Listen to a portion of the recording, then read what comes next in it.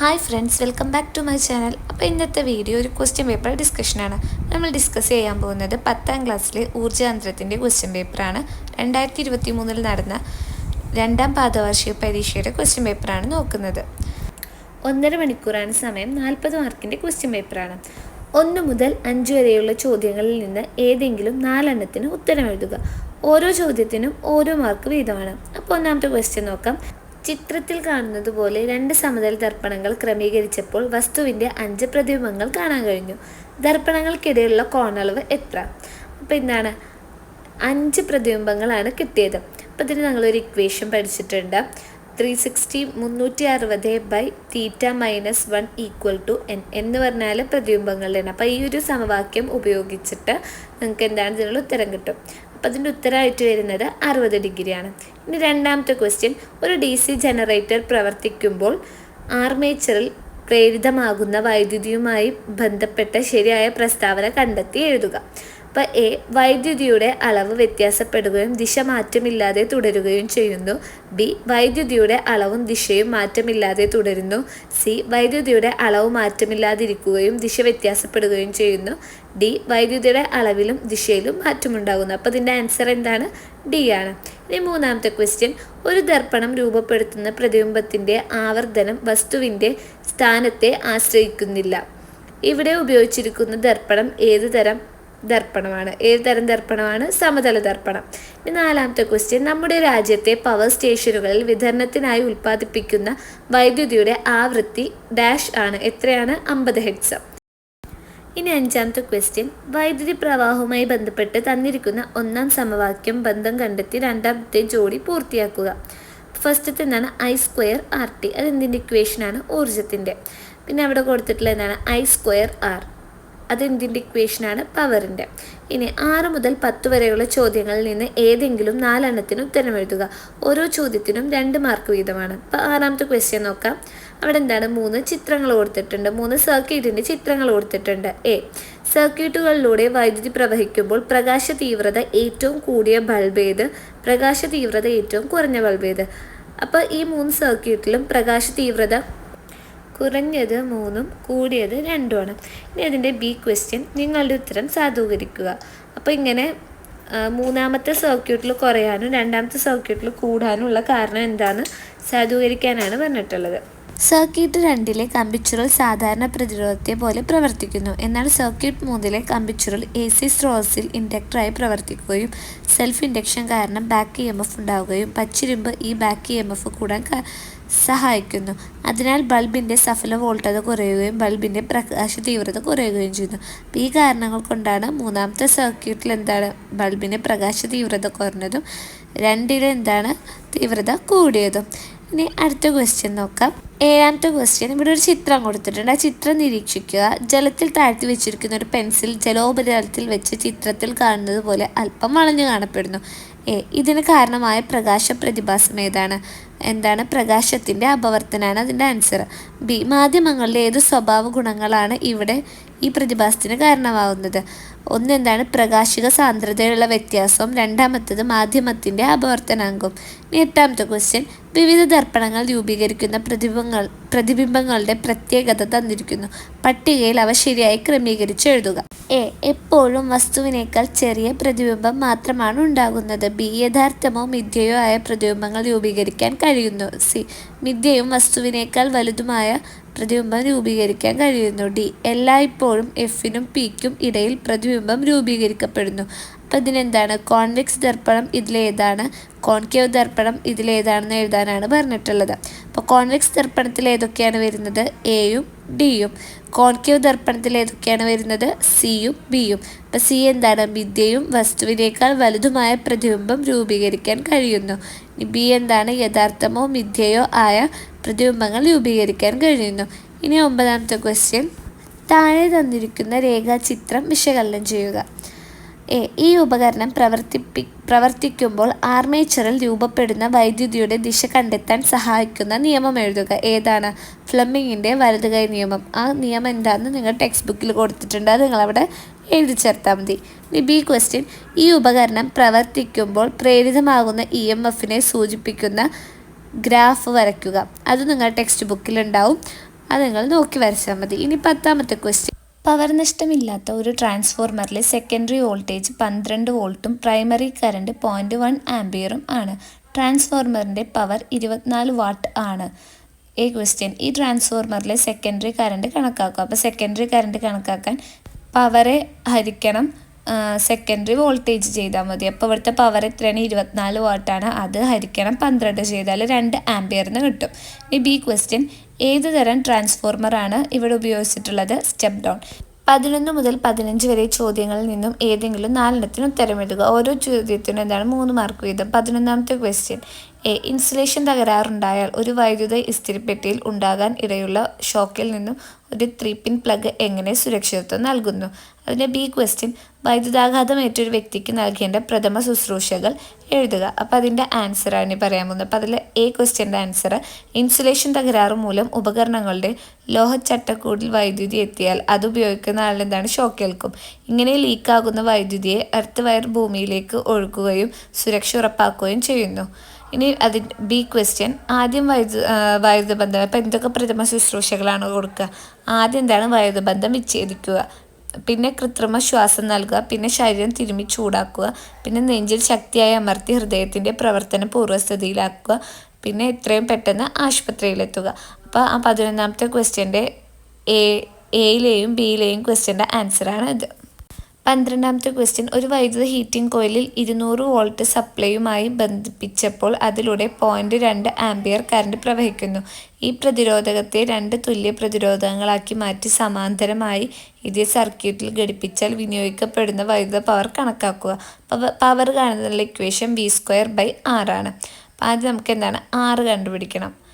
അപ്പം ഇവിടെ നമുക്ക് വോൾട്ടേജും അതേപോലെ കറണ്ടും തന്നിട്ടുണ്ട്. അത് വെച്ച് R കണ്ടുപിടിക്കാം. അപ്പോൾ R = V/I. 200/0.2. അപ്പം 1000 എന്ന് കിട്ടും. ഇനി ഇവിടെ 2 തുല്യ പ്രതിരോധകങ്ങളാക്കി മാറ്റി. അപ്പം അതുകൊണ്ട് R എന്തായിട്ട് മാറും? R/2 ആയിട്ട് മാറും. അതായത് 1000/2 500 ആവും. പിന്നെ ഇവിടെ സമാന്തര രീതിയിലായതുകൊണ്ട് അത് വീണ്ടും പകുതിയാവും. അപ്പം 500/2 250. ഇനി ഇതിൻ്റെ പവർ ഇത് വെച്ചിട്ട് പവർ കാണുമ്പോൾ V²/R. V² എന്ന് പറഞ്ഞാൽ V 200 ആണ്. അപ്പം 200 × 200 ഇവിടുത്തെ R എന്ന് പറഞ്ഞാൽ 250. അങ്ങനെ ഉത്തരം 160 വാട്ട് എന്ന് കിട്ടും. 13ാമത്തെ ക്വസ്റ്റ്യൻ. പട്ടിക വിശകലനം ചെയ്യുക.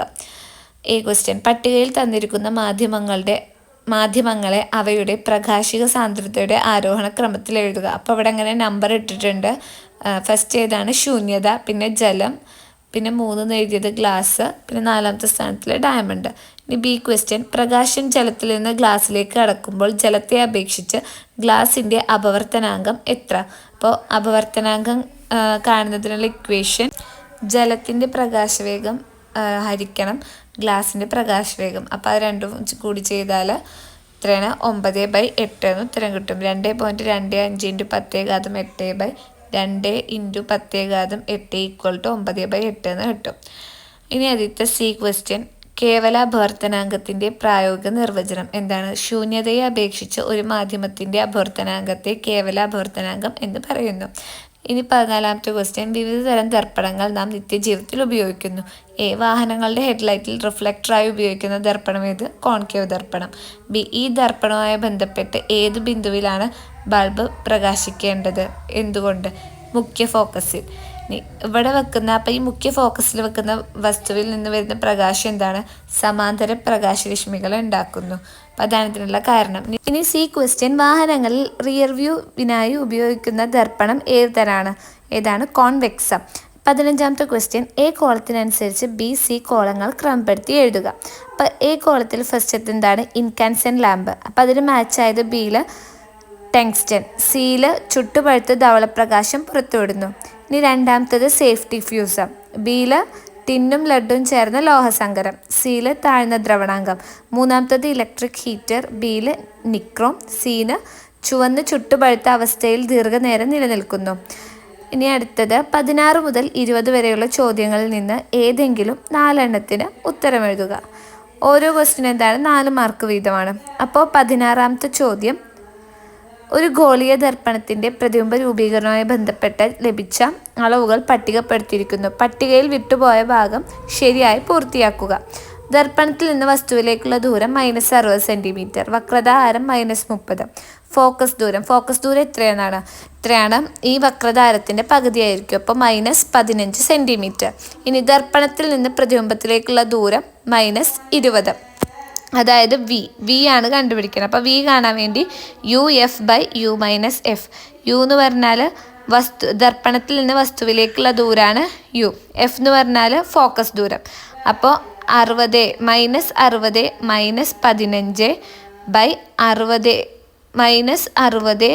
-60 -15. അപ്പോൾ ഉത്തരം എന്ത് കിട്ടും? -20. ഇനി വസ്തുവിൻ്റെ ഉയരം +12. പ്രതിബിംബത്തിൻ്റെ ഉയരം കാണാൻ വേണ്ടിയിട്ട് പ്രതിബിംബത്തിൻ്റെ ഉയരത്തിനെ HI എന്ന് പറഞ്ഞാണ് കാണിക്കുക. അപ്പോൾ HI കാണാൻ വേണ്ടിയിട്ട് M × HO. HO എന്ന് പറഞ്ഞാൽ വസ്തുവിൻ്റെ ഉയരം. അപ്പോൾ ആദ്യം M കാണാൻ വേണ്ടി -V/U. -V എത്രയാണ്? -20 -U -60. അപ്പോൾ ഉത്തരം കിട്ടുക 1/3. ഇനി HI എന്ന് കാണാൻ അപ്പോൾ M നമുക്ക് കിട്ടി -1/3. അതേ × 12 ചെയ്യാം. അപ്പോൾ ആൻസർ കിട്ടുക -4. അപ്പോൾ പ്രതിബിംബത്തിൻ്റെ ഉയരം -4. ഇനി 17ാമത്തെ ക്വസ്റ്റ്യൻ, ചിത്രം നിരീക്ഷിക്കുക. ചിത്രത്തിലെ P, Q എന്നീ ഭാഗങ്ങളുടെ പേരെഴുതാനാണ്. P എന്താണ്? Diaphragm. Q voice coil. B ഈ ഉപകരണത്തിൻ്റെ പ്രവർത്തന തത്വം എന്താണ്? വൈദ്യുത കാന്തിക പ്രേരണം. C ഉപകരണത്തിൻ്റെ പ്രവർത്തനം വിശദമാക്കുക. അപ്പോൾ അത് നിങ്ങളുടെ ടെക്സ്റ്റ് ബുക്കിൽ പേജ് നമ്പർ 61 കൊടുത്തിട്ടുണ്ട്. അത് വായിച്ച് നോക്കിയാൽ മതി. ഓക്കെ. ഇനി 18ാമത്തെ ക്വസ്റ്റ്യൻ, ചിത്രം നിരീക്ഷിക്കുക. അപ്പോൾ അവിടെ എന്താണ്? ഒരു ചിത്രം കൊടുത്തിട്ടുണ്ട്. അത് നിരീക്ഷിച്ച് താഴെ പറയുന്ന ചോദ്യങ്ങൾക്ക് ഉത്തരം എഴുതാനാണ് പറഞ്ഞിട്ടുള്ളത്. അപ്പോൾ അതിലെ ക്വസ്റ്റ്യൻ, AB എന്നത് ക്ലാസ്സിൽ നിന്ന് വായുവിലേക്ക് ചെരിഞ്ഞ് പതിക്കുന്ന പ്രകാശരശ്മിയാണ്. N എന്ന പതന ബിന്ദുവിലെ ലംബമാണ്. ബിയിൽ നിന്നുള്ള പ്രകാശരശ്മിയുടെ തുടർപാത വരച്ച് പൂർത്തിയാക്കുക. അപ്പോൾ അതാണ് അവിടെ ആ റെഡ് മഷി കൊണ്ട് അടയാളപ്പെടുത്തിയിട്ടുള്ളത്. ഇനി B, പതനത്തിനു ശേഷം പ്രകാശരശ്മിയുടെ പാത ചിത്രീകരിക്കാൻ സഹായിച്ച പ്രകാശ പ്രതിഭാസം ഏതാണ്? പൂർണ്ണാന്തര പ്രതിപതനം. ഈ പ്രകാശ പ്രതിഭാസത്തിൻ്റെ 2 പ്രായോഗിക ഉപയോഗങ്ങൾ എഴുതുക. ഒന്ന് ഒപ്റ്റിക്കൽ ഫൈബർ കേബിളുകളിൽ ഉപയോഗിക്കുന്നുണ്ട്, പിന്നെ എൻഡോസ്കോപ്പിയിലും ഉപയോഗിക്കുന്നുണ്ട്. ഇനി 19ാമത്തെ ക്വസ്റ്റ്യൻ എന്താണ്? അവിടെ വേറൊരു ചിത്രം തന്നിട്ടുണ്ട്. അത് നിരീക്ഷിച്ച് ചോദ്യങ്ങൾക്ക് ഉത്തരം എഴുതുക. അപ്പോൾ ക്വസ്റ്റ്യൻ, ഈ ഉപകരണത്തിൻ്റെ പേരെഴുതുക. അതെന്താണ്? Watt meter. ഇനി B, ഒരു വീട്ടിൽ 20 വാട്ടിൻ്റെ 5 LED ലാമ്പുകൾ 5 മണിക്കൂർ വീതവും 50 വാട്ടിൻ്റെ ഒരു ലാപ്ടോപ്പ് 2 മണിക്കൂർ വീതവും ഓരോ ദിവസവും പ്രവർത്തിക്കുന്നു. ആ വീട്ടിലെ ഒരു മാസത്തെ വൈദ്യുതോർജ്ജത്തിൻ്റെ അളവ് വ്യാവസായിക യൂണിറ്റിൽ കണക്കാക്കാനാണ് പറഞ്ഞിട്ടുള്ളത്. അപ്പോൾ 5 ബൾബിൽ ഉപയോഗിച്ച വൈദ്യുതോർജ്ജം 20 × 5 × 5 5 മണിക്കൂറും പിന്നെ 5 ബൾബുണ്ട്. അപ്പോൾ /1000. അപ്പോൾ അതിൻ്റെ ആൻസർ വരെ 0.5 യൂണിറ്റാണ്. ഇനി ലാപ്ടോപ്പിലെ വൈദ്യുതോർജ്ജം 50 × 2 × 1/1000. 1000 ആണ്, 10,000 നട്ടിട്ടുള്ളത് 1000 ആണ്.